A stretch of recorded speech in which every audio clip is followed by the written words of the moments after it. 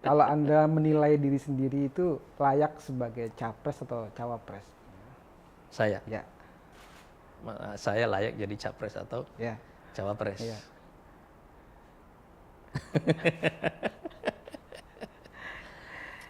Waktu di Partai Lama, Anda menggagas ini, arah baru Indonesia, yang katanya ditentang oleh sebagian kelompok di sana, terutama kelompok Pak Sohibul Iman. Gitu. Pertama, apa sebenarnya gagasan arah baru Indonesia ini dan kenapa ditentang? BUMN kita sekarang ini kan, ini tiap tahun ini makan anggaran. Dia tidak mengkreat, bukan hanya tidak mengkreat uang bagi negara, tapi dia makan uang negara. Jadi BUMN kita ini adalah anak yang tidak pernah berhenti menyusui. Tidak pernah berhenti menyusu, terus menerus memerah uang negara ini. Iya, ini kan masalah besar. Selama ini nggak ada partai Islam yang bikin acara kongres di Bali kan. Yang selalu bikin acara di sana ya partai kanan atau partai tengah, kiri kan. Tahun 2008 kita bikin acara di situ dan kita declare sebagai partai terbuka, tapi itu mendapatkan banyak penentangan di dalam.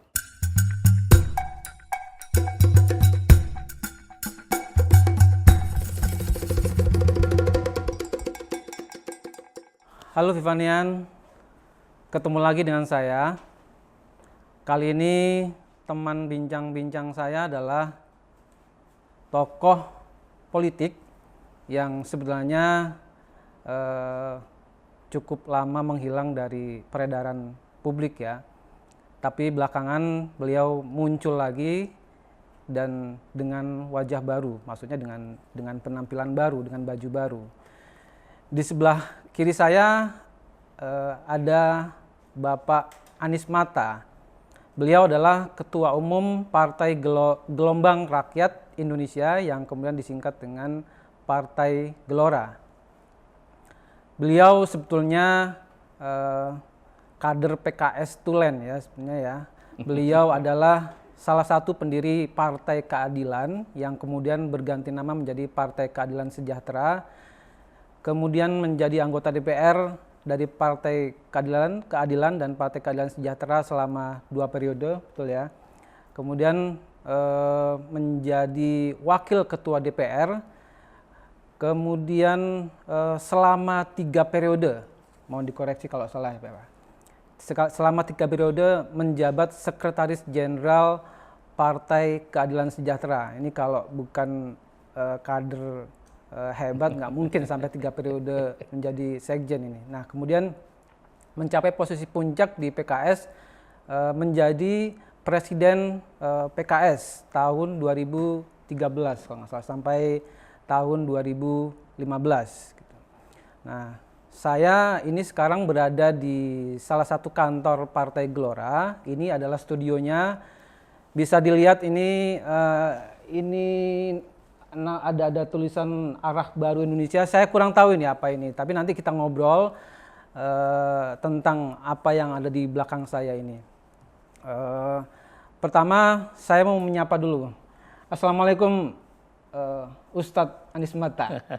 Waalaikumsalam warahmatullahi wabarakatuh. Kalau di PKS dulu dipanggilnya Ustadz ya. Kalau di sini sekarang apa Ustadz? Pak. Bebas. Bebas saja. Ustadz oke. Baiklah, kalau gitu okay. saya panggil Ustadz aja gitu. Apa kabar Ustadz? Alhamdulillah sehat. Saya cukup sering ngeliput Pak Anies Mata, Ustadz Anies Mata ini dulu waktu menjadi presiden PKS. Waktu itu perhara PKS lagi heboh-hebohnya waktu itu. Ya hampir tiap hari lah ngeliput itu. Sebenarnya nggak ada yang berubah dari penampilan beliau ya.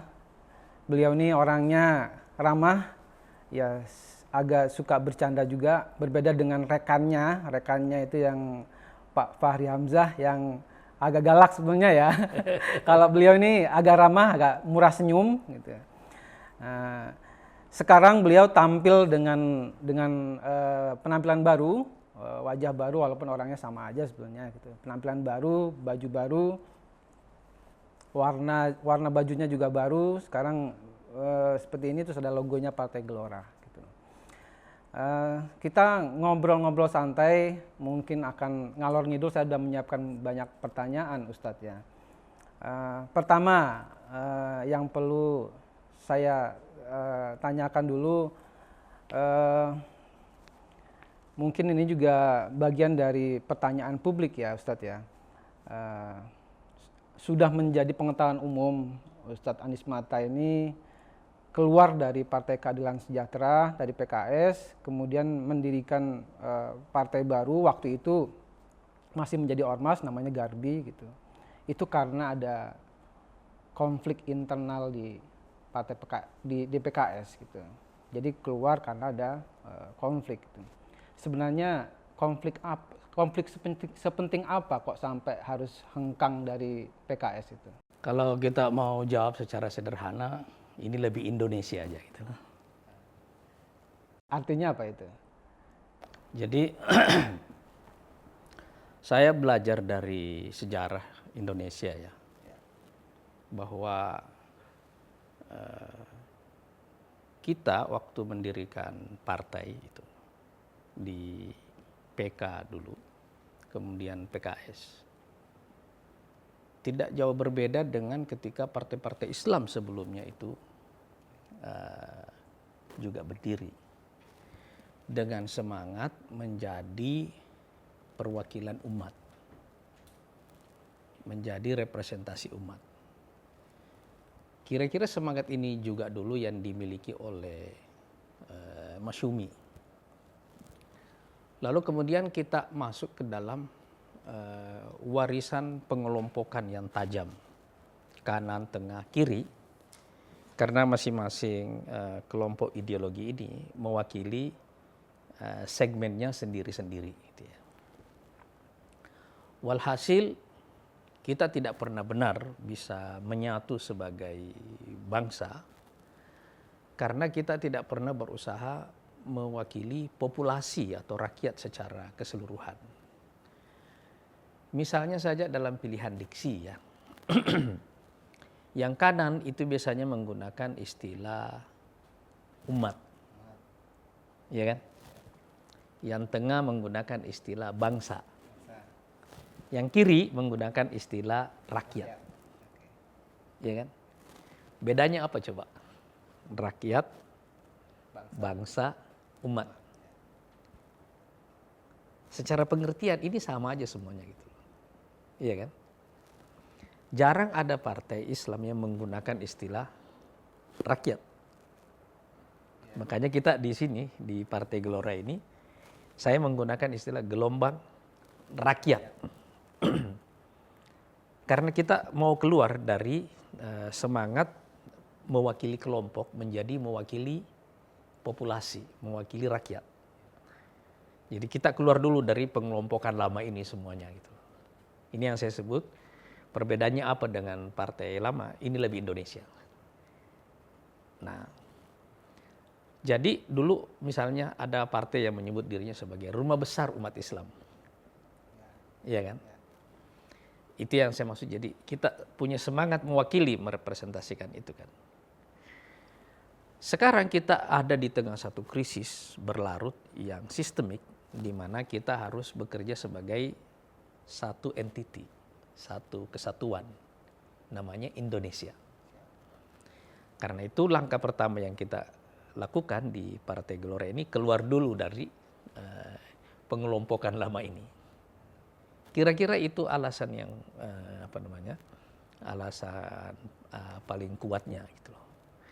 Di luar dari hal-hal yang bersifat personal yang menurut saya mungkin rakyat tidak memerlukan untuk mengkonsumsi informasi-informasi seperti itu. Tetapi yang saya maksud di sini adalah bahwa kita ingin menjadi lebih Indonesia. Kenapa? Karena pengelompokan lama ini membangun tembok.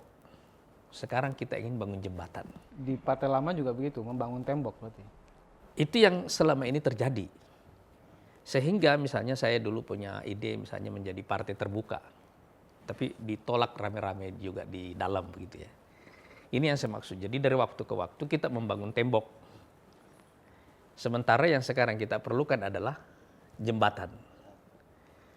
Karena kita sedang menghadapi satu masalah yang sama, misalnya isu perubahan iklim misalnya, kan itu menyentuh kita semuanya sebagai bangsa Indonesia kan, iya kan? Mau yang Islamnya, yang kanannya, yang kirinya, yang tengahnya, semuanya kena dampaknya ya kan. Banjir kan menimpa kita semuanya, iya kan? Gunung meletus menimpa kita semuanya. Kelaparan bisa menimpa kita semuanya. Kemiskinan menimpa kita semuanya. Bisa semua ancaman. Krisis sekarang yang menimpa kita ini kan bisa menimpa kita semuanya tanpa pandang bulu kan. Karena itu sekali lagi kita mesti keluar dari pengelompokan lama, membangun jembatan. Jadi pertama-tama yang saya rubah adalah terminologinya, pilihan diksinya sendiri. Partai Gelombang Rakyat. Kita keluar dulu dari ini. Karena rakyat sendiri itu asalnya bahasa Arab. Itu dari kata ra'iyah. Ra'iyah itu kalau di dalam hadis Rasulullah SAW ada kullukum ra'in wa kullukum mas'ulun an ra'iyatihi. Setiap kalian adalah ra'in itu bisa diartikan penggembala, gitu ya. Bisa diartikan yang merawat sesuatu. Wa kullukum mas'ulun an ra'iyatihi, dan setiap kalian bertanggung jawab atas apa yang dia rawat atau apa yang dia gembala. Jadi kata ra'iyah di situ mengandung makna pemeliharaan, perawatan, pertanggungjawaban, gitu ya. Juga mengandung makna sebagai subjek dan objek sekaligus. Iya kan? Jadi kenapa tiba-tiba kata rakyat yang asalnya bahasa Arab ini menjadi milik kelompok kiri dan tidak dipakai di kelompok kanan? Kata umat artinya apa? Kalau di dalam Quran, kata umat itu bisa punya arti individu. Inna Ibrahim kana ummah. Sesungguhnya Nabi Ibrahim itu adalah ummah. Tapi juga bisa berarti kelompok. Wal takum minkum ummah. Hendaklah ada sekelompok dari kalian. Jadi bagaimana artinya individu dan kelompok ini bisa menggunakan satu arti, satu kata. Karena ada individu yang bisa punya kapasitas sama dengan total kapasitas yang ada pada kelompok kalau dikumpulkan. Jadi misalnya isi kelompoknya ada 1000, seluruh kapasitas orang-orang yang 1000 ini dikumpulkan jadi satu, ini sama dengan kapasitas satu orang. Iya kan? Ini yang dimaksud inna Ibrahim kana ummah. Tapi kalau kita lihat apa yang menyatukan individu dan kelompok ini? Misi. Makanya kata umat juga bisa berarti risalah. Kuntum khaira ummatin ukhrijat linnas. Iya kan? Kalian adalah sebaik-baik umat yang dikeluarkan untuk manusia. Jadi perhatikan, individu, kelompok, dan misi. 3 artinya kan? Umat juga bisa berarti sejarah itu. Kalau di dalam Quran itu. Iya kan?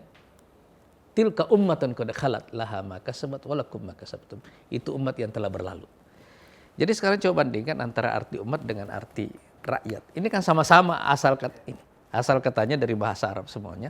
Yang pengertiannya ini sebenarnya sama semuanya. Kata rakyat lebih mengacu kepada maknanya, kepada substance-nya, gitu ya. Di sini ada kepada entitinya, individu maupun kelompok. Tapi dua-duanya berasal dari bahasa yang sama. Gitu. Cuma karena warisan pengelompokan di Indonesia, kita jadi membuat pemisahan-pemisahan yang tidak perlu. Dan itu yang menyulitkan kita sebagai bangsa untuk menyatu. Gitu. Oke, tadi Ustadz bilang partai yang sekarang ini lebih Indonesia, Iya. yang berarti partai yang lama kurang Indonesia. Kita tahu Ustadz salah satu pendiri, sekjen 3 periode, presiden juga gitu. Kenapa nggak mengubah dari dalam aja, nggak perlu capek-capek bikin partai baru? Seperti yang saya katakan tadi, saya sudah berusaha, tapi gagal. Katanya ditentang ya? Ya, misalnya dulu kita bikin acara di Bali ya, kita declare sebagai partai terbuka. Kan selama ini nggak ada partai Islam yang bikin acara kongres di Bali kan? Yang selalu bikin acara di sana ya partai kanan atau partai tengah, kiri kan. Tahun 2008 kita bikin acara di situ dan kita declare sebagai partai terbuka, tapi itu mendapatkan banyak penentangan di dalam. Jadi maksud saya adalah ini ada persoalan pada mindset, dan menurut saya ini bukan sekedar persoalan partai lama. Tetapi menurut saya ini adalah warisan pengelompokan lama yang kita terima. Sehingga kita terbiasa partai itu menjadi tembok bukan jembatan. Makanya di Partai Gelora ini yang kita bangun adalah jembatan, sehingga slogan kita itu kolaborasi. Tidak ada pencapaian besar yang bisa kita capai tanpa melibatkan semua pihak. Jadi kita keluar dulu dari pengelompokan lama ini, kemudian kita gunakan diksi baru ini, ya kan. Kemudian kalau Anda lihat saya menggunakan istilah gelombang rakyat. Gelombang itu energi,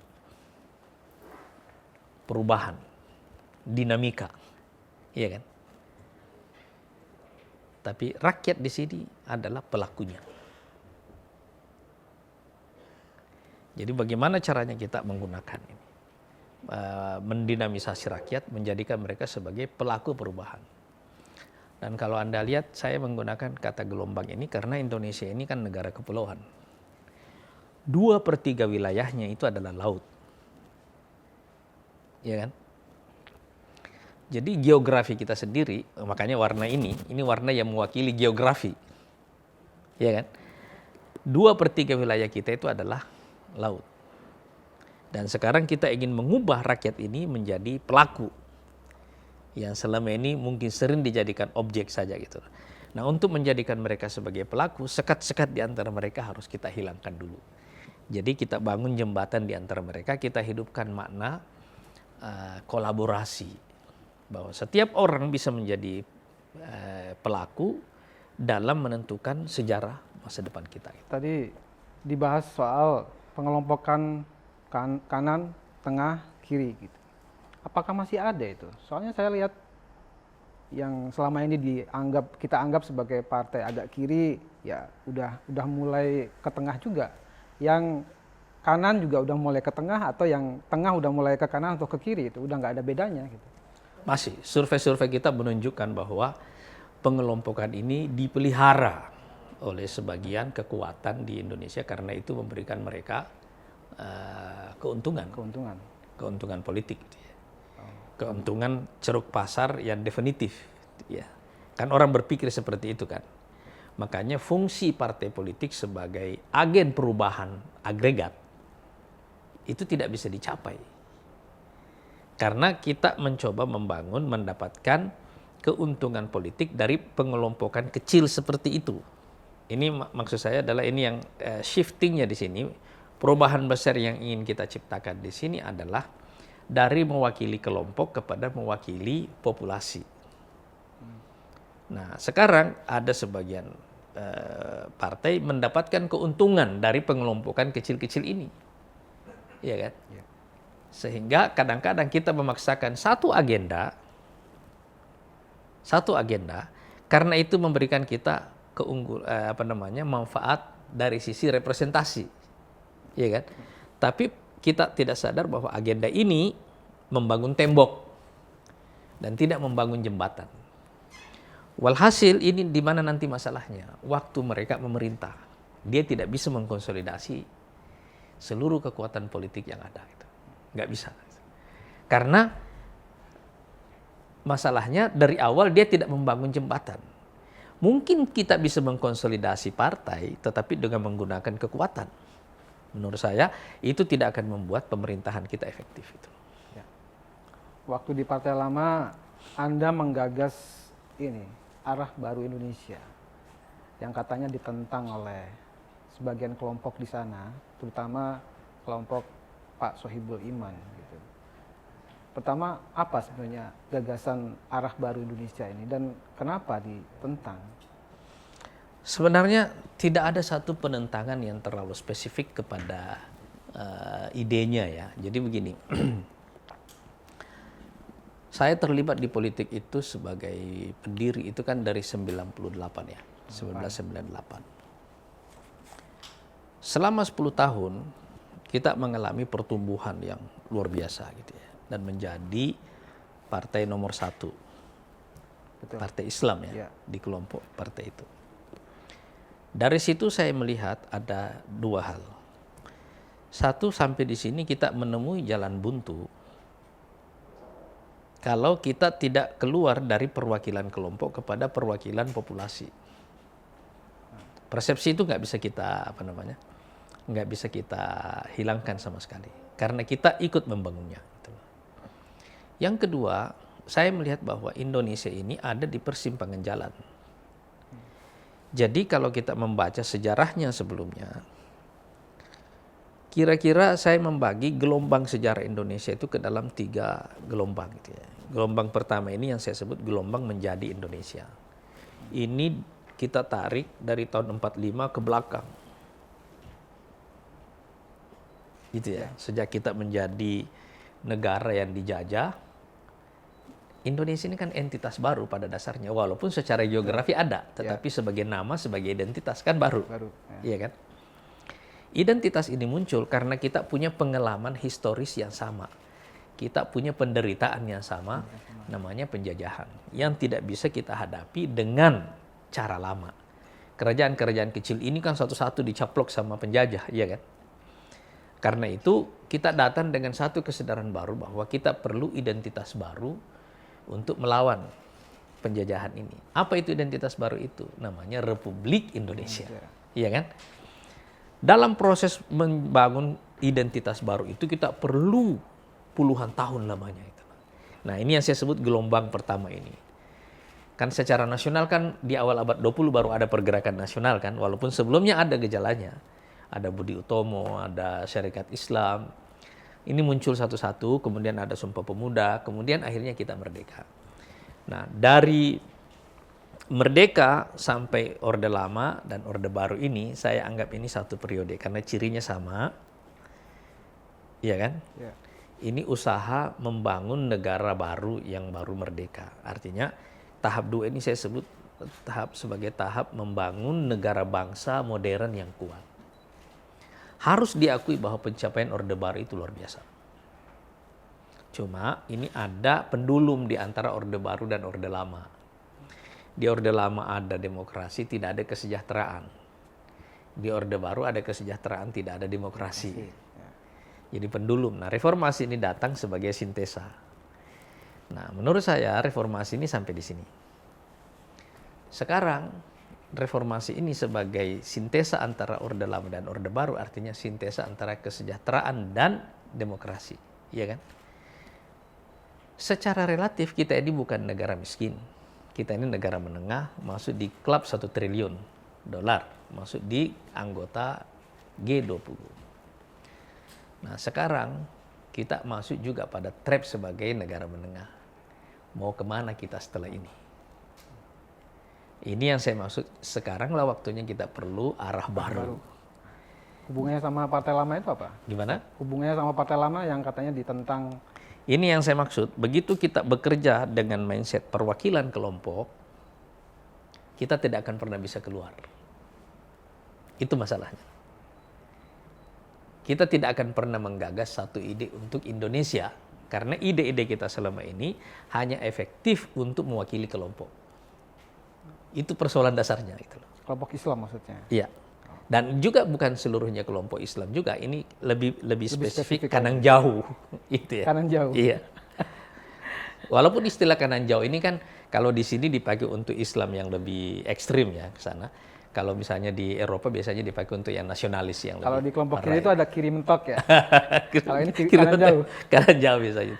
Jadi ini yang saya maksud, kita mesti keluar dari situ gitu deh. Kenapa saya membuat saya mengatakan bahwa perbedaan paling fundamentalnya apa? Ini lebih Indonesia aja itu. Karena saya berpikir mewakili populasi. Saya memikirkan sejarah masa depan Indonesia gitu loh. Jadi perbedaan visi itu ya. Katanya kan di luar sana kan isunya Anda berkonflik dengan Pak Sohibul Iman. Enggak, itu enggak terlalu spesifik begitu kan. Jadi murni masalah ideologis ini berarti. Lebih kepada persoalan pemikiran seperti ini. secara organisasi apa yang membedakan Partai Gelora dengan partai yang lama ini? Jadi organisasi kami itu mengikuti logonya. Dia dinamis, dia tidak hierarkis. Gelombang. Iya, jadi ini organisasi yang basisnya adalah kolaborasi, dia tidak hierarkis. Itu jadi artinya ada perbedaan yang fundamental pada model organisasi. Di sini Anda masuk ke sini, Anda bergabung, Anda bisa jadi pengurus sesuai dengan fungsi yang bisa Anda laksanakan. Jadi kita menilai orang per orang bukan pada level kekaderannya atau level tarbiyahnya, tetapi pada fungsi yang bisa dia lakukan. Fungsi yang bisa dia kontribusikan kepada organisasi dan kepada publik. Nah, kita melihat orang di sisi itu. Makanya dalam konsep organisasi seperti ini, itu hanya mungkin kita lakukan kalau kita menghilangkan hierarki terlebih dahulu dan membuka ruang kolaborasi. Sebab bisa jadi misalnya, apa yang bisa Anda kontribusikan bagi organisasi jika Anda seorang model? Oke. Iya kan? Ya.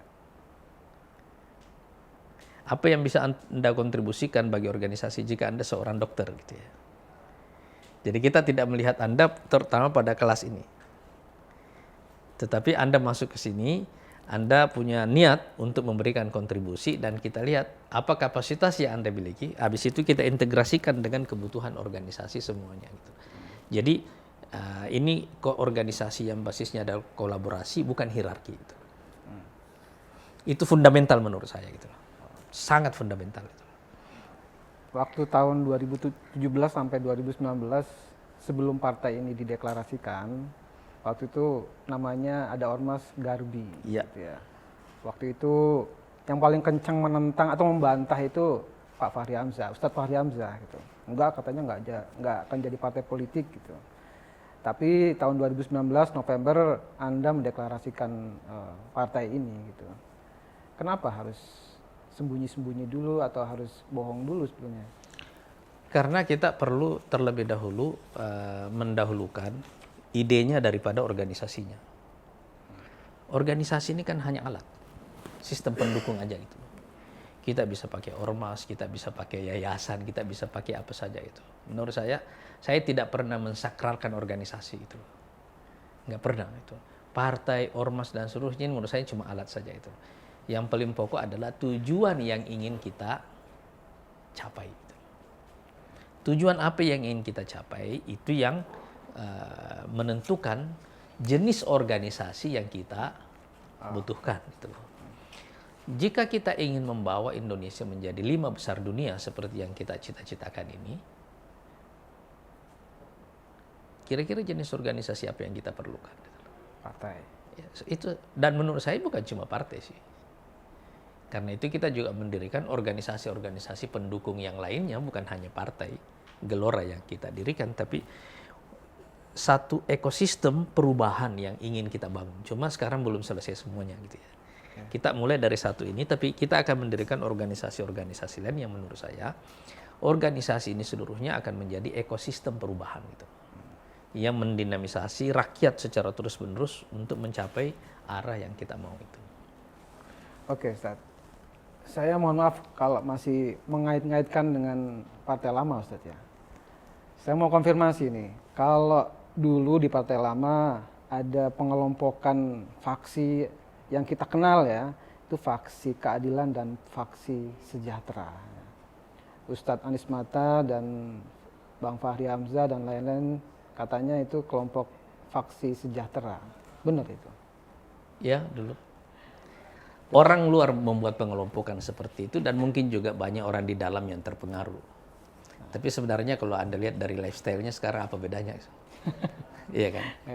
Menurut saya itu lebih merupakan gejala sosiologis. Saya menyebutnya gejala sosiologis. Ini menarik ya. Ini kan dalam partai politik ini ada satu proses mobilitas vertikal secara ekonomi. Kita kan dulu adalah kelompok mahasiswa dan secara ekonomi sebagian besarnya itu adalah kelompok menengah bawah. Iya kan? Satu perubahan dalam sistem politik kita itu pasti punya impact juga secara ekonomi. Karena Kita menjadi bagian dari kekuatan yang ikut menciptakan perubahan politik itu. Iya kan? Ya. Nah, dalam proses mobilitas vertikal ini, orang pasti gagap melihat perubahan itu. Misalnya, orang melihat kendaraan sebagai lifestyle, bukan sebagai fungsi. Iya kan? Jika Anda misalnya pakai mobil Alphard misalnya, pada waktu itu dianggap sebagai suatu kemewahan. Tapi kan semua orang sekarang pakai itu kan. Karena akhirnya orang kembali kepada fungsinya yang sebenarnya. Jadi di waktu orang seharusnya melihat itu sebagai fungsi, karena kegagapan kita ini, kita memandangnya sebagai lifestyle. Iya kan? Akhirnya begitu semuanya pakai Alphard, orang berusaha mencari pembenaran. Iya kan? Dulu karena mungkin cuma saya atau bersama beberapa orang yang pakai, orang kritik, ya kan? Tapi setelah semua pimpinannya pakai juga, iya kan? Kan terus orang mau bilang apa lagi gitu loh. Jadi menurut saya, faksi itu ada lebih karena kegagapan sosiologis aja gitu loh. Orang gagap dengan perubahan itu, orang tidak siap bahwa apa yang kita lakukan ini punya implikasi mobilitas vertikal. Kenapa ada kegagapan sosiologis seperti itu? Ini karena ini.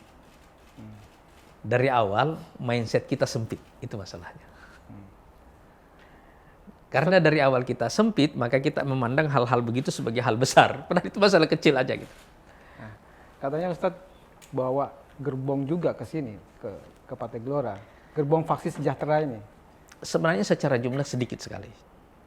Sekarang dengan jumlah kader kita yang bertambah 2 sampai 3.000, 2.000 sampai 3.000 per hari, jumlah yang mantan PKS di sini nih, saya bisa pastikan sekarang mungkin kurang dari 5% atau bahkan kurang dari 2,5%. Oh gitu ya? Iya, jumlahnya sedikit sekali gitu. Tidak signifikan. Gitu. Tapi yang penggerak semua kayaknya. Iya, mereka penggerak karena mereka dulu biasanya adalah para pimpinan di wilayah gitu. Itu aja. Tetapi secara umum kalau Anda bicara jumlahnya ini sedikit. Di sini hampir semua saya kira sih yang terbanyak sekarang adalah orang-orang yang non politik sebelumnya. Artinya bukan aktivis politik sebelumnya yang bergabung dengan Partai Gelora sekarang ini, dan ini adalah pengalaman pertama mereka dalam politik. Katanya waktu itu Anda menggagas sebuah ide perubahan di Partai Lama yang harus lebih terbuka dan menyesuaikan diri dengan demokrasi. Kalau begitu berarti yang lama itu kurang demokratis atau kurang terbuka begitu? Itu yang saya maksud tadi, model organisasinya. Ya. Ini adalah organisasi hierarkis. Itu tidak relevan dengan sistem demokrasi. Ini yang kita rombak sekarang di Partai Gelora ini. Gitu. Bukankah di sana ada cara-cara mekanisme pembuatan keputusan yang menurut saya demokratis juga. Di situ ada Dewan Syuro, ada macam-macam. Itu semuanya ada, tetapi begitu Anda masuk kepada sistem organisasinya, modelnya itu sendiri hierarkis kayak begitu tuh. Ya. Nah, model hierarki seperti ini itu pasti punya masalah. Anda tidak bisa menampung lebih banyak orang dari luar karena semua orang mesti mulainya dari bawah begitu ya. Kalau di Partai Gelora, itu yang saya bilang tadi. Kita lihat sesuai dengan fungsi yang bisa Anda lakukan. Jadi makanya hierarki itu yang pertama kita hilangkan itu. Karena kalau dalam organisasi yang dinamis gitu ya, saya selalu menggunakan istilah orang tawaf ya. tawaf. Oke. Orang tawaf itu kan in out itu kan gampang gitu ya. Iya kan? Tapi putaran itu nggak pernah berhenti. Orang terus berputar dan nggak ada berhentinya gitu loh. Yeah. Jadi yang tidak pernah berhenti adalah perputarannya. Tapi orangnya masuk dan keluar. Iya kan? Tapi dinamika berputar ini itu nggak pernah berhenti. Nah, itu model organisasi yang benar. Tahun 2000, sini saya riset ya Ustadz ya. Tahun 2020 itu beredar dokumen yang judulnya mewaspadai gerakan mengkudeta PKS. Gitu. Di situ nama Ustadz disebut gitu. Padahal kenyataannya tahun 2019 Ustadz sudah mendirikan Partai Gelora gitu. apakah sebegitu kerasnya pertarungan konflik di Partai Lama itu sampai sekarang setelah keluar Anda masih disangkut pautkan? Saya kira sisa itu pasti tidak akan bisa hilang ya. Sisa konflik itu tidak akan bisa hilang, tapi menurut saya tidak relevan untuk diingat, itu aja. Maksudnya tidak relevan untuk diingat adalah karena sekarang kita di Partai Gelora menganggap masalah yang lalu itu selesai. Gitu ya. Kita sekarang berorientasi pada masa depan. Mungkin suatu waktu kita bisa bertemu kembali gitu loh. Apakah basis masa Partai Gelora ini sama dengan PKS nanti? Saya kira tidak. Jauh, ya. Lebih umum berarti. Ya. Sekarang misalnya contohnya ya, kami kan menggunakan platform digital untuk keanggotaan ya. Dari data keanggotaan kami itu, saya kira perbedaannya sudah sangat fundamental. Misalnya data demografinya ya. Di sini orang non-Muslim itu ada puluhan ribu. Satu ya. Saya tidak mengatakan 1-2, tapi saya mengatakan ini ada puluhan ribu. Ya. Yang kedua, pendidikannya itu terbesar itu adalah SD sampai SMA. Lebih dari 60%. Artinya, ini sudah menggambarkan tingkat pendidikan populasi kita. Ya kan? Jadi, istilahnya anggota kami ini mewakili kelompok demografi Indonesia hampir mirip itu loh. Pendidikannya itu lebih dari 60% itu SD SMA. Jadi bukan perguruan tinggi lagi karena masyarakat kita yang punya pendidikan tinggi itu cuma 9% sampai 10% maksimum gitu ya. Yang punya pendidikan S1 ya. Nah, sebagian besar itu SD sampai SMA. Nah, ini kita di Partai Gelora ini sudah seperti itu. Yang kedua secara agama kita di sini nih ini juga hampir sama antara jumlah demografi kita berdasarkan agama dengan agama orang yang terdaftar di Partai Gelora itu kira-kira tidak jauh berbeda. Makanya kita sekarang bisa punya puluhan ribu orang non-Muslim di Partai Gelora. Yang ketiga umur.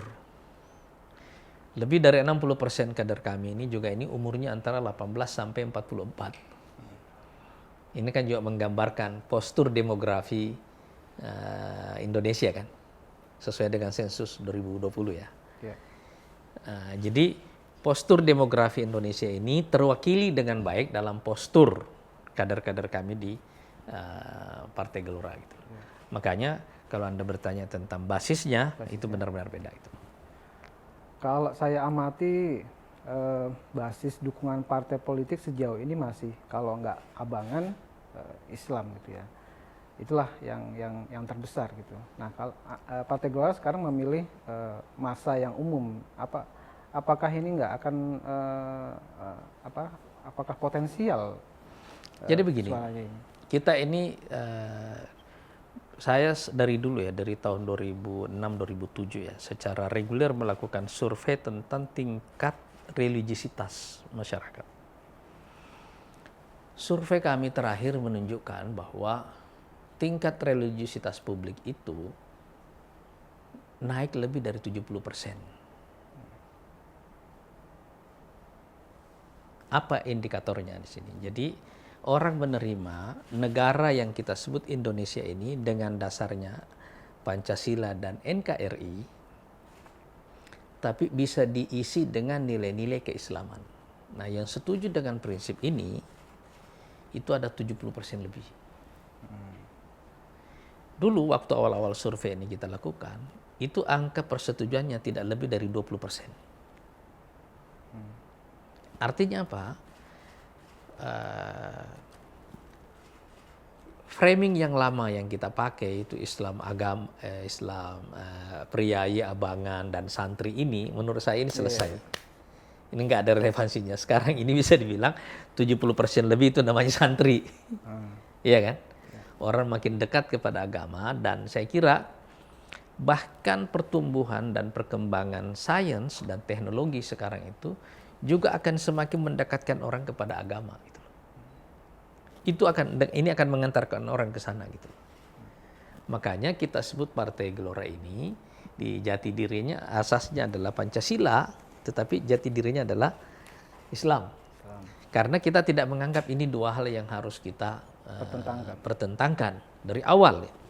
Sehingga isu Islam dan nasionalis itu menurut saya ini tidak relevan lagi untuk kita pertentangkan, karena ada perubahan yang sangat fundamental dalam cara berpikir masyarakat kita gitu.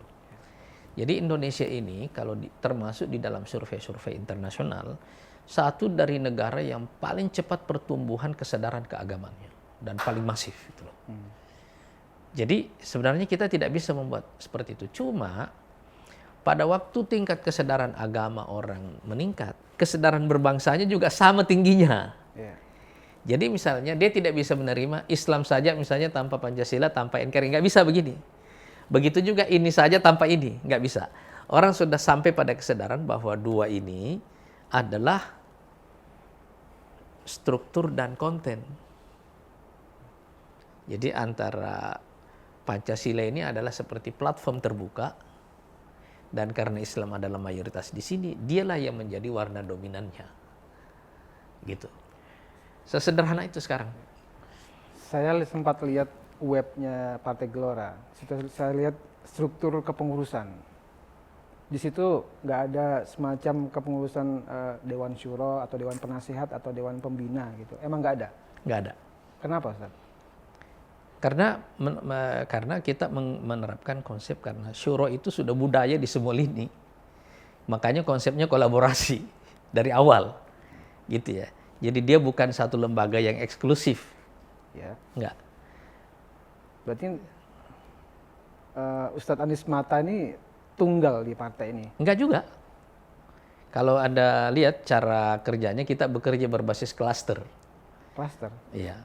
Kayak gimana itu? Klaster itu maksudnya begini. Jika Anda masuk di Partai Gelora, Anda akan bertemu dengan program yang pertama kali namanya Oke Gelora. Itulah program perkenalannya. Jika Anda menjadi kader, Anda akan bertemu dengan program Akademi Manusia Indonesia. Jika Anda menjadi pengurus, Anda akan bertemu dengan program namanya Akademi Pemimpin Indonesia. Itu satu ya, itu di jalur di klaster pembinaannya. Jika Anda masuk di ingin memberi kontribusi yang spesifik, Anda masuk di klaster penggalangan. Di situ ada pelayanan, ada pemberdayaan, ada advokasi, dan seterusnya. Gitu loh. Jadi, syuro sebagai syuro itu kan maksudnya adalah menggunakan akal kolektif. Saya ulangi kembali ya. Akal kolektif. Syuro sebagai syuro itu artinya menggunakan akal kolektif. Jadi kita harus punya satu instrumen yang membuat isi kepala orang semuanya bisa keluar tanpa sekat. Nah, waktu isi kepala orang per orang ini digabung jadi satu, itu yang kita maksud dengan akal kolektif itu. Itulah syuro sebenarnya. Jadi dia bukan, tidak perlu harus kita buat satu lembaga yang eksklusif seperti itu. Enggak, karena boleh jadi ada Anda anggota Dewan Syuro, tapi belum tentu Anda punya ide apa-apa gitu kan. Boleh jadi Anda hanya seorang follower di sana gitu. Anda tidak punya ide yang eksklusif, walaupun lembaganya adalah eksklusif. Tapi sekarang kita berikan orang semua ruang. Gitu ya. Kalau di sejumlah partai lain, keberadaan semacam Dewan Syuro ini biasanya jadi pengontrol, jadi pengawas, jadi semacam wasit gitu, atau lembaga yang dihormati gitu. Jadi Dewan Eksekutifnya, Ketua Umum atau Presiden itu biasanya dikontrol oleh Dewan Syuro ini. Nah, Anda Ustadz Anies Mata di Partai Gelora kayaknya sendirian, nggak ada yang mengawasi, nggak ada yang mengontrol. Nanti Anda bisa jadi ya di sini juga ada yang kayak mahkamah ada, tapi kalau kita ada mahkamah partai ada pertimbangan ada gitu ya.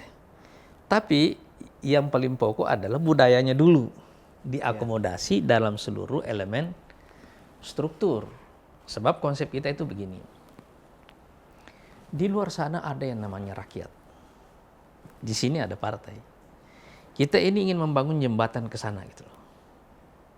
Iya kan? Ini kan partai bukan sekedar mesin kekuasaan. Tapi yang lebih pokok adalah partai ini adalah mesin perubahan. Itu dulu ya. Oke. Berbeda cara kerja kita ketika kita membuat satu partai sekedar sebagai mesin kekuasaan dan partai sebagai mesin perubahan. Itu sangat berbeda mindsetnya. Sangat berbeda gitu loh. Jadi boleh jadi Anda membuat menggunakan seluruh istilah demokrasi dan syuro semuanya, tapi kenyataannya Anda tidak punya budaya itu. Dan kita di sini tidak terlihat seperti menggunakan istilah-istilah itu karena saya tahu bahwa orang tidak terlalu percaya kepada yang namanya lembaga-lembaga seperti itu. Sebab kenyataannya tidak begitu. Tapi kita membuat pembudayaan. Makanya dengan basis klaster di sini kita berorientasi pada output dari apa yang bisa dikerjakan orang. Misalnya begini. Apa instrumen perubahan yang dibutuhkan di luar sana gitu loh. Nah, itu yang kita bikin. Semua orang bekerja untuk itu. Semua orang bekerja ke arah sana gitu. Dan dengan cara bekerja seperti itu, Anda akan melihat bahwa orientasi kita itu pada output. Orientasi kita itu pada bagaimana menjadikan partai ini sebagai mesin perubahan yang dirasakan benefitnya langsung oleh rakyat gitu loh. Nah, kira-kira begitu cara model kerjanya gitu loh. Oke. Jadi harus kita garis bawahi dulu syuro atau demokrasi itu sebagai budaya dan sebagai institusi.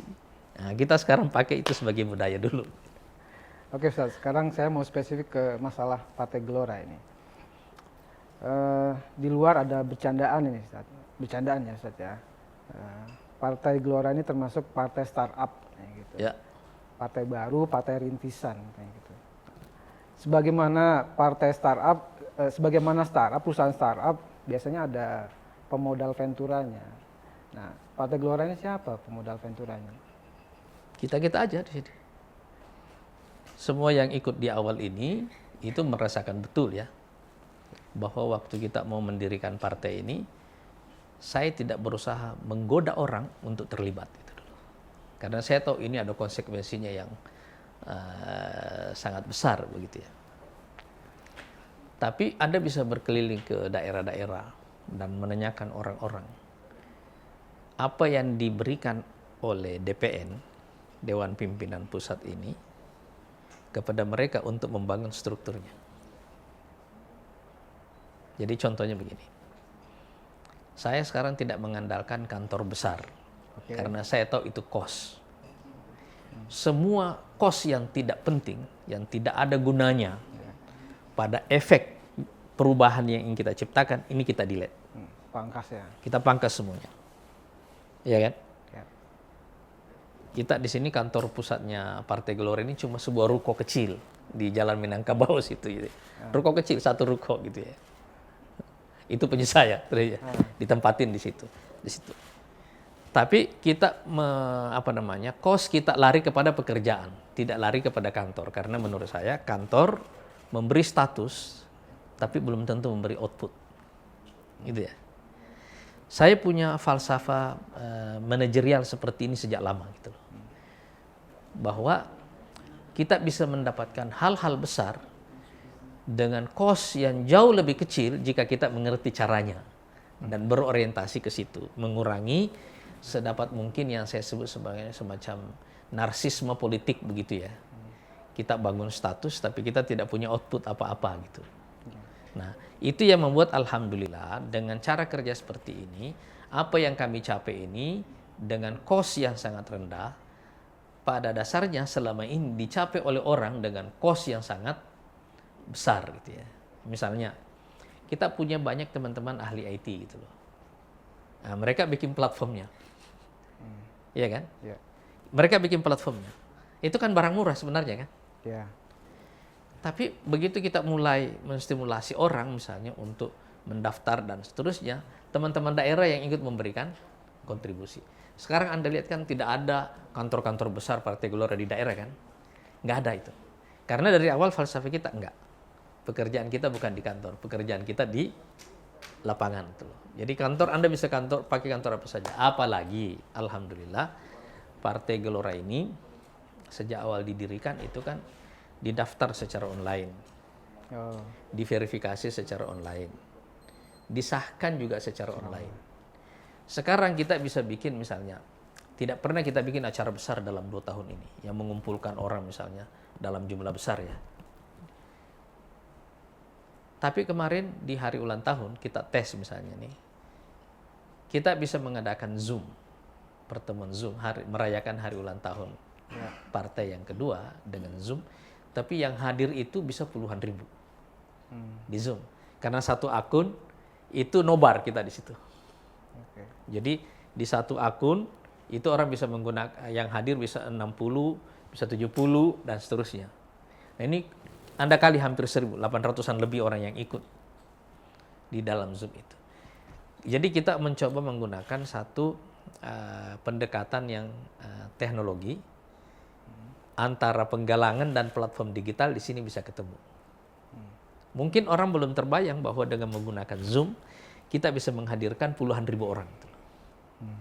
Sekarang saya membayangkan bahwa jika nanti 2024 ada lockdown pada saat pelaksanaan kampanye itu, bagaimana Anda berkampanye coba? Ya. Iya kan? Harus secara online ya. Nah sekarang kita sudah latihan. Ya. Kita sudah latihan ke arah itu loh. Ya. Dan alhamdulillah latihan pertama test case-nya ini relatif sukses itu. Jadi mau apapun nanti model kampanyenya, kita mengerti caranya gitu loh. Sebentar lagi tahun depan katanya April pendaftaran peserta partai politik. Berarti udah siap ini Partai Gelora? Insya Allah. Jadi per hari ini kalau ada verifikasi partai, insya Allah kita sudah memenuhi syarat itu. Semua kota kabupaten sudah Insya ada. Allah. Sekarang kita kantornya. sudah 100% provinsi, 100% kabupaten kota. Jadi sudah ada di 514 kabupaten kota dan sekitar 90-an% kecamatan. Ya. Jadi kita punya DPC 90-an% dari total 7.235-an kecamatannya, kira-kira itu. Jadi secara persyaratan alhamdulillah sudah terpenuhi. Ada lebih dari 500.000 kader dan sekarang terus bertambah 2.000 sampai 3.000-an per hari itu ya. Berarti Average. nggak khawatir nggak lolos verifikasi nanti? Insya Allah kita tidak punya kekhawatiran itu karena PR-nya sudah kita selesaikan duluan. Nah, terus nanti penyusunan calegnya nih komposisinya dari apa aja? Kalau biasanya partai baru untuk menggalang suara biasanya ada public figure semacam artis gitu. Nah kalau Partai Gelora gimana? Saya lebih percaya pada orang yang mau bekerja. Karena sebenarnya gampang secara kalkulasi itu sebenarnya gampang itu menghitungnya. Ya. Jika Anda ingin mencapai satu kursi dengan angka penuh ya, yang kita sebut dengan BPP ya. Kira-kira harga per kursi di Indonesia itu kan sekitar 250-an ribu kira-kira ya, suara ya, satu kursi. Ya. Average-nya itu ya. Ya. Kadang-kadang orang mencapai satu kursi itu dengan angka 50.000 suara 50.000, atau 100.000 suara. Orang sudah bisa mencapai itu.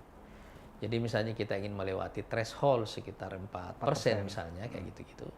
Kira-kira berapa juta suara yang diperlukan? Dari sekitar 23-an kursi.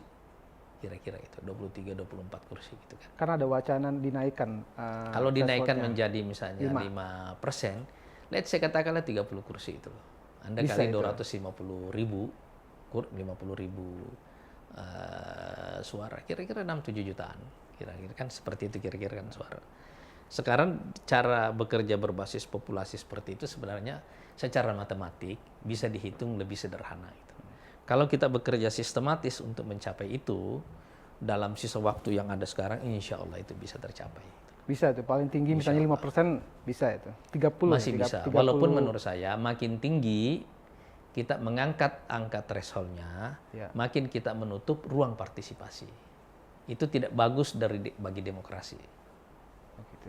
Kenapa? Karena Anda mematikan ruang representasi orang. Jadi Anda mematikan semangat representasi dari masyarakat itu ya. Apalagi kalau Anda melihat tren di sini di Indonesia ini kan tidak ada partai yang dominan. Misalnya nggak ada partai yang bisa dapat 50%. Partai nomor 1 di sini kan 19%. Iya kan? Yeah. Itu artinya apa? Artinya kemampuan dia menjadi representasi populasi itu relatif masih rendah. Yeah. Jadi kalau Anda meningkatkan ini angka threshold-nya kita naikkan, itu yang kita bunuh adalah ruang partisipasi. Nanti yang terjadi adalah orang nggak mau ikut pemilu. nggak ada gunanya, saya nggak punya perwakilan di situ kok gitu loh. Itu bukan soal apakah kita bisa atau tidak, bukan di situ masalahnya. Tapi apakah itu berguna bagi rakyat atau tidak gitu loh. Nah, menurut saya itu kita merusak demokrasi dengan cara itu. Hitung-hitungan Ustadz, kalau 4% itu 23 kursi, kalau 5% 30 gitu. Berarti setidaknya sekarang Partai Gelora sudah punya gambaran nih, 23 atau 30. P3 misalnya di pemilu 2019 ini kan thresholdnya juga 4% kan. Ya. Kursi DPR-nya kalau nggak salah cuma 19 kok. Lolos kok itu. Nah, bocorannya siapa aja calegnya? Kalau Ustadz pasti, Bang Fahri pasti, Pak Mahfud Siddiq. Oh enggak, jadi gini, kita sekarang bekerja mulai membuat analisis dapil lebih awal. Tapi kita akan mendorong siapa saja yang akan maju dari orang-orang yang terlibat sejak awal terlebih dahulu gitu ya. Karena saya seperti yang saya katakan tadi, saya lebih percaya pada orang yang mau bekerja. Karena isu ketokohan begitu tuh pada dasarnya imajiner ya. Setiap orang bisa menjadi sesuatu asalkan dia mau bekerja. Nah, yang kita budayakan di Partai Gelora ini adalah orang-orang yang mau bekerja itu. Di depan tuh ada fotonya Deddy Mizwar dipakein jaket Partai Gelora. Itu termasuk calegnya berarti? Ya, beliau ketua bidang seni budaya. Beliau enjoy di sini dan alhamdulillah kontribusinya luar biasa gitu ya. Itu beliau yang masuk sendiri atau dibajak sama? Iya. Beliau dari awal karena saya mengenal beliau itu dari tahun berapa ya? Dari tahun 94 ya. Kita udah lama saling kenal lama, jadi begitu kita bikin partai beliau tahu saya di sini langsung bergabung itu. Artinya beliau tidak sungkan, begitu siapa ini yang di situ, begitu beliau tahu saya langsung. Berarti Partai Gelora 10 besar masuk lah ya? Insya Allah kita optimis lah. Tapi ya kita juga di antara optimisme kita tetap realistis. Jadi kita bikin target yang sederhana dulu, lewat threshold aja dulu. Satu-satu, sekarang kita sudah memenuhi insya Allah persyaratan verifikasi. Habis ini kita akan memenuhi persyaratan threshold. Nah, sisanya yang lain-lain kita pikirkan kemudian. Di partai lama Anda kalau di luar tuh dikenal cukup berhasil menaikkan perolehan kursi, perolehan suara di partai lama waktu itu. Padahal waktu itu praharanya konfliknya begitu keras, apalagi citra partai lama waktu itu sedang anjlok-anjloknya, tapi hasilnya mengejutkan gitu. Apakah itu resep itu akan diterapkan lagi di sini? Enggak. Kenapa? Menurut saya dalam politik ya, nggak ada strategi yang bisa dipakai 2 kali. Oh gitu. Strategi dalam politik itu seperti Pampers, sekali pakai. Jadi kita mesti bikin lagi satu strategi baru gitu. Nggak bisa. Jadi apa yang cocok pada waktu itu efektif pada waktu itu. Sekarang cara yang sama tidak bisa kita pakai. Satu catatan waktu itu yang dianggap berkontribusi menaikkan atau mempertahankan lah ya, itu pencitraan di media. Waktu itu iklannya kan walaupun kontroversial kan lumayan lah ya, lumayan membuat citra partai lama itu ya setidaknya nggak buruk-buruk amat lah gitu. Saya lihat di sini juga kurang lebih akan memainkan model pencitraan seperti itu. Cuma begini, waktu misalnya 2004, 2009, 2014 ya, 3 kali pemilu ini kan itu era dominasi TV ya. Dominasi TV, oke. Sekarang era digital. Sekarang ini kan era digital gitu loh. Saya lihat ada penurunan yang luar biasa pada tingkat share TV itu ya. Dan ada shifting yang besar orang kepada sosial media gitu ya. Nah, sehingga media sekarang ini itu lebih beragam sekali ya. Jadi model campaign seperti yang dulu kita pakai sekarang nggak bisa kita pakai. Misalnya model iklan TV dulu kan, kita bisa bikin kontroversi dari situ. Nah, itu era yang mungkin oleh orang-orang marketing dulu disebut era big marketing gitu ya. Dengan berubahnya platform media sekarang, menurut saya ini eranya bukan lagi era big marketing. Jadi pola seperti itu tidak bisa lagi kita pakai. Tapi ada satu hal yang di dalam politik itu rada permanen. Apa itu? Pertemuan langsung. Oke. Pertemuan langsung itu tidak bisa digantikan oleh media apapun. Karena pada dasarnya kontak ini yang mempengaruhi orang secara langsung. Karena itu sekarang kita berusaha menjembatani kebutuhan ini di tengah pandemi sekarang ini, gitu ya. Nah, pola ini yang sekarang kita kembangkan kalau kita di Partai Gelora, karena ini bukan lagi era big marketing, nggak ada. Jadi orang mau bikin model-model pencitraan seperti itu, menurut saya itu tidak akan efektif. Gitu loh. Jadi makanya saya lihat ini ada banyak partai yang keluar ongkos banyak di situ, tapi mereka tidak bikin apa-apa. Ini era partisipasi, sehingga yang kita dorong itu adalah partisipasi masyarakat di dalam tema yang menyatukan kita. Gitu. Tema apa yang menyatukan kita sekarang dengan masyarakat, itu yang lebih kita dorong. Gitu.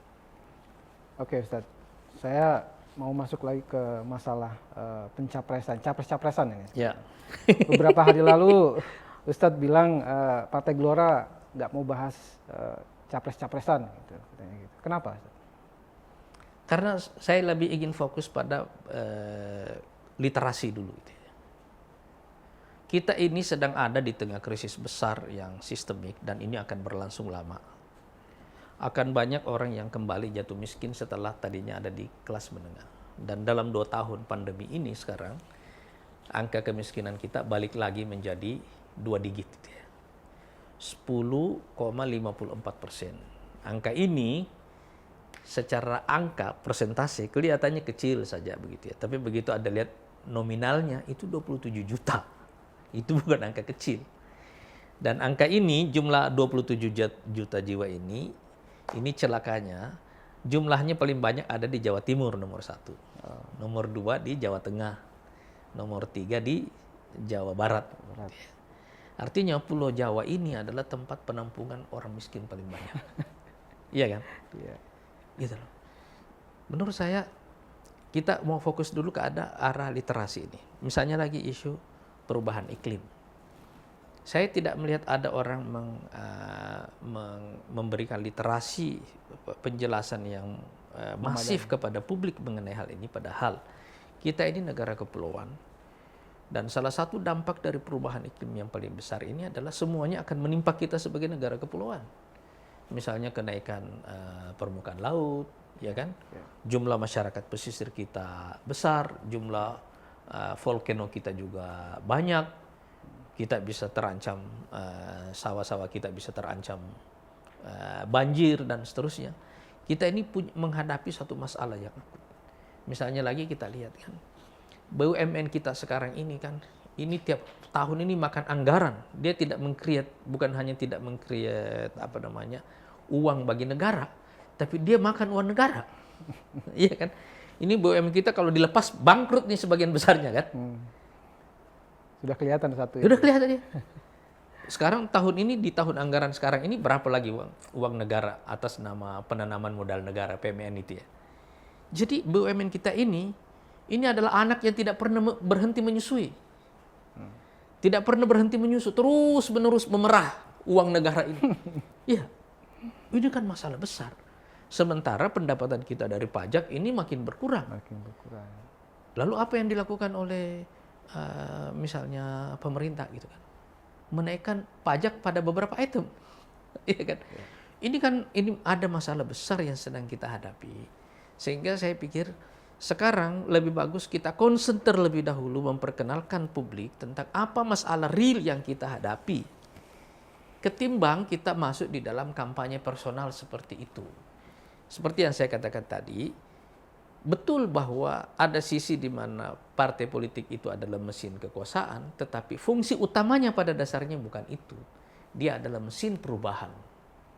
Nah, ini yang kita mau dahulukan di Partai Gelora ini. Mengenai perubahan iklim, kemudian BUMN itu masalah penting ya, tapi nggak populer gitu. nggak bisa dijadikan alat atau isu untuk meraih simpati publik. Nah, Partai Gelora nanti jangan-jangan nggak dapat simpati apa-apa dari publik kalau memainkan isu yang nggak populer begitu. Saya tahu itu isu yang tidak populer gitu ya. Ya. Tapi saya belajar satu hal. Bahwa kalau kita bisa mengubah cara berpikir publik, itu sendiri adalah mesin suara. Coba Anda lihat sekarang ya. Perubahan yang terjadi pada publik misalnya pada tingkat kesadaran beragama. Dari sejak 2006 dulu kita mulai survei hal ini dulu. 2006 itu cuma 20%. Sekarang naik lebih dari 70% seperti itu. Iya kan? Iya. Tapi kan suara orang yang kesadaran beragamanya ini naik tidak segera berubah menjadi suara bagi partai-partai Islam. Oke. Iya kan? Iya. Tapi itu sendiri kan adalah perubahan. Iya kan? Iya. Jadi menurut saya kita bisa menciptakan satu perubahan dengan literasi, tapi belum tentu mendapatkan keuntungan politik dari perubahan itu. Secara kuantitatif kan, maksudnya misalnya dapat suara seperti itu. Iya kan? Bisa kejadian begitu kan? Iya. Tetapi literasi sendiri kan efektif menciptakan perubahan kan? Betul. Iya kan? Nah sekarang kan itu berarti ada persoalan teknis. Kenapa Anda tidak bisa menggabungkan antara literasi dan suara? Kita bisa mengubah perilaku orang, tapi kok kita tidak bisa mendapatkan suaranya? Berarti ada masalah teknis kan? Ya. Nah, masalah teknis ini menurut saya, ini lebih sederhana untuk diselesaikan. Bukan masalah berarti. Bukan masalah menurut saya gitu. Tapi kan sama juga misalnya kalau Anda melihat ya partai-partai yang kita sebut sebagai partai tengah misalnya kayak begitu, juga kan mengalami penurunan. Ya kan, karena dia mengalami redistribusi yang lebih merata karena jumlah partai tengah juga lebih banyak gitu kayaknya. Jadi kalau menurut saya itu lebih masalah teknis, bukan satu tantangan yang terlalu berat bagi kita itu. Partai Gelora nggak mau bicara capres mungkin karena sekarang belum ada figur yang benar-benar menonjol seperti tahun 2019 atau 2014 gitu ya. Mungkin karena karena begitu jadi Partai Gelora masih wait and see lah, masih ngeliat-liat ini siapa. Bukan, jadi begini, lebih kepada begini nih. Ini masalah prioritas saja gitu ya. Karena kita menghadapi masalah yang sangat krusial, krisis yang berlarut dan sistemik seperti ini. Jadi tingkat ketidakpastian kita itu tinggi. Kalau tingkat ketidakpastian kita tinggi seperti ini, kita tidak berorientasi dulu kepada ini. Yang kita bangun ini adalah kesadaran kolektif dulu. Nah, kesadaran inilah yang ingin kita sebarkan dulu. Baru setelah itu kita masuk kepada pembicaraan itu. Tapi kalau misalnya kita terlalu mendahulukan itu, kita tidak membantu publik untuk berubah. Itu kira-kira intinya. Seperti yang saya katakan tadi gitu ya. Apa maknanya bahwa jumlah orang miskin paling banyak adanya di Jawa Timur, Jawa Tengah, dan Jawa Barat? Ya. Itu apa maknanya coba kayak begitu kan? Kalau Anda melihat jumlah pengguna Facebook, Jawa Tengah itu angkanya sedikit pengguna Facebooknya dibanding misalnya pengguna Facebook di Sulawesi Utara. Ya. Itu sedikit. Dan itu kan indikator-indikator penting kan? Ya. Bukan soal bahwa orang menggunakan Facebooknya, tetapi koneksi kepada teknologi. Iya kan? Ya, akses. Ini kan daerah yang dekat dengan ibu kota gitu. Itu apa maknanya seperti itu? Sekarang, kalau Anda tarik garis dari istana negara, istana merdeka sekarang ini, cari daerah paling kumuh, kira-kira yang paling dekat dengan istana itu berapa kilo? Insya Allah 10-15 kilo Anda akan ketemu daerah paling kumuh di Republik ini. Nah, ini maksud saya begini nih. Ini kita tidak ingin memanipulasi rakyat. Kita mau memperkenalkan dulu kepada masalah mereka yang sebenarnya. Setelah itu baru kita bikin. Sebab seperti yang saya katakan tadi, partai adalah mesin perubahan, bukan sekedar mesin kekuasaan. Kita mau mendahulukan fungsi partai sebagai mesin perubahan itu. Beberapa hari lalu, Bang Fahri Hamzah membuat pernyataan publik kontroversial tentang bahwa sekarang nggak ada partai politik yang benar-benar bisa menjadi fungsi oposisi. Gitu. Anda setuju itu? Dia benar ya. Benar. Dia benar ya. Cuma menurut saya ini sebenarnya persoalannya bukan cuma oposisi. Partai pemerintah juga sama bingungnya. Jadi ini ada krisis yang saya katakan tadi yang membuat semua orang ini bingung, gamang, tidak tahu harus bagaimana gitu loh. Ya pemerintahnya gamang, ya oposisinya juga gamang. Karena itu kita semuanya mencari gimmick, iya kan? Nah, Misalnya contohnya kalau yang dalam oposisi misalnya, orang main di sosial media untuk mengkritik misalnya penangkapan ulama misalnya. ya, Padahal dia punya hak dewan, dia punya dewan yang bisa dipakai. ya, Yang dewannya nggak dipakai, yang akun medsosnya dipakai, iya kan? ya, Itu kan contoh bahwa bagaimana ceritanya Anda punya otoritas besar yang bisa dipakai. Berapa banyak hak dewan yang kita punya yang bisa dipakai untuk itu kan? ya. Itu satu contoh ya. Tapi kalau misalnya Anda melihat betapa bingungnya pemerintah misalnya dalam menghadapi pandemi ini gitu loh. Coba Anda lihat misalnya orang melakukan pergerakan perpindahan antar provinsi dengan darat, dengan mobil, tidak pakai PCR, tidak pakai alat itu semua. Tapi begitu Anda pakai pesawat mesti pakai. Terus bedanya apa? Iya kan? Itu kan contoh dari kebijakan yang apa namanya? Orang bingung menghadapi situasinya kan? Oke. Ini kan orang tetap ngumpul kan, orang naik bus ngumpul gak di bus? Ya. Bedanya apa dengan orang naik pesawat itu? Iya kan? Jadi ini contoh kayak begitu tuh. Sekarang coba kita lihat misalnya, berapa banyak investasi kita sekarang ini yang dilakukan di BUMN yang sekarang ini terus memerah, menyusu kepada pemerintah ini. Dan pemerintah tidak tahu mau harus bikin apa lagi gitu. Iya kan? Jadi ada kebingungan di sini, juga ada kebingungan di sini. Karena kita menghadapi sebenarnya krisis yang sama. Krisis ini tidak kita ketahui. Ini kapan berakhirnya, apa implikasinya, dan seterusnya. Dan kita tidak tahu bagaimana menghadapinya. Tapi semua orang berusaha mempertahankan dirinya dengan cara bermain gimmick. Ya pemerintah main gimmick, ya oposisi main gimmick, iya kan? Semua orang main gimmick media. Tapi kita tidak menyelesaikan substansinya gitu. Nah, model oposisi yang kayak gimana yang pas untuk situasi sekarang? Kita bertemu di Partai Gelora, pimpinan ini juga bertemu dengan Presiden. Saya menyampaikan kepada beliau juga. Dan saya selalu mengulang-ulangi bahwa kami tidak merupakan bagian dari pemerintah, tidak juga bagian dari oposisi. Menurut saya ini tidak relevan. Kita membutuhkan terobosan besar baru. Apa itu? Itulah idenya sekarang ini. Bahwa krisis ini pertama-tama harus kita rubah menjadi peluang terlebih dahulu. Ya kan? Coba kita lihat bagaimana konflik geopolitik antara Amerika dengan China sekarang punya dampak kepada kita. Ya kan? Coba kita lihat bagaimana Australia sekarang membangun aliansi strategis baru secara militer dengan Amerika dan Inggris dan tiba-tiba punya kekuatan, mengalami lompatan pada kekuatan militernya. Ya kan? Ya. Coba kita lihat orang-orang bekerja seperti itu. Dan sekarang misalnya berapa banyak proyek kita yang tergantung dengan investasi Cina yang sekarang ini jeblok gitu. Ya. Iya kan? Dan betapa buruknya skema investasi yang kita buat itu yang merugikan kita sebagai pihak gitu ya.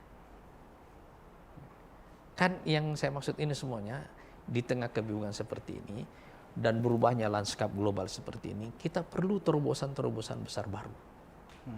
Nah, ini yang dengan kemampuan yang kami punya sekarang, ini yang ingin kita melakukan terobosan besar baru, dan karena itu keluar dari pengelompokan ini. Koalisi pemerintah ataupun oposisi. Karena dua-duanya sama bingungnya, sama gamangnya gitu. Oke Ustaz, ini udah hampir 1 jam kita ngobrol. Ya. Saya mau ke pertanyaan akhir nih, penutup ini, tapi yang ringan saja ini. Mohon dijawab nih, nggak boleh nggak dijawab Ustaz. Kalau Anda menilai diri sendiri itu layak sebagai capres atau cawapres? Saya Ya. layak jadi capres atau Ya. cawapres. Ya.